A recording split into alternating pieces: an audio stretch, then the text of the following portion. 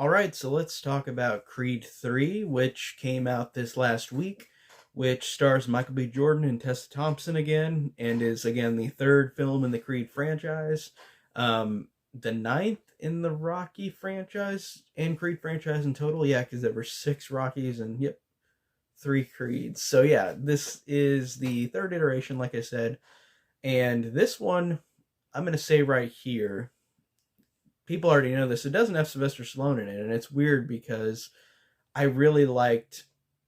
I love the Rocky movies, and Sylvester Stallone is great in Creed 1 and 2, but of course he has had disputes with his producer, and this is not his full property anymore.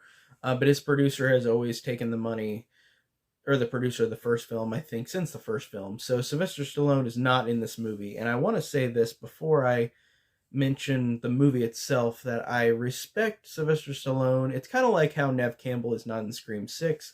It is another instance where an actor that was the main star of their respectable franchise is not in in the next sequel. And I honestly am fine with that because I really like this movie, and I know that it's unfortunate not to see him in this movie, and maybe he might come in another one. Maybe he might be in Creed 4 or whatever if they do another one. But I just wanted to point that out, that I respect his decision, but I really, really am glad that we have this movie because this is really effective.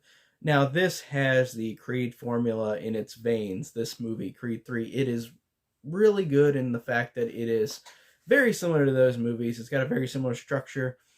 In this one, Adonis Creed has now retired and is now training people for boxing since Creed 1 and 2. He has come very far, and this has a time jump since Creed 2. Because the daughter, who was born in Creed 2, is now 9 or 10 years old. Or I'm guessing 9 or 10 years old. I don't really see. I guess she's 9 or 10. But it has become a time gap where Adonis has become famous. He's done everything he wants. He's retired. He's training people. And now he has to deal with Damien, who is a person who he dealt with in his past where there was a bad thing that happened, and now they have to both fight each other. And it's basic Rocky Creed plot, and that's fine. But I'll tell you what, I thought that this was very emotionally driven and worked for me with these characters. They were really interesting. I really do think Michael B. Jordan is fantastic in all the movies I've seen him in, and Tessa Thompson as well. And I like that you really can feel like they've got a bond in this movie. They really work very well. All of the characters feel like they have a bond. Even bringing in Damien, who Jonathan Majors plays, it's really well done how he's brought in, and he's really interesting, and then you're invested in him. And I thought that Jonathan Majors is just hot right now in terms of being on movies. Like, he and Jenna Ortega are in everything right now. Those are the two actors that I see in everything. Because Jonathan Majors was just in Ant-Man and the Wasp: Quantumania. And I really dig him in this movie, and he does a different performance than he did in those other movies I mentioned, in Ant-Man and also in Loki season 1. He has played different performances in each movie or show I've seen him in so far, and I know he did that other Navy movie, which I did not see, but I saw the trailer for.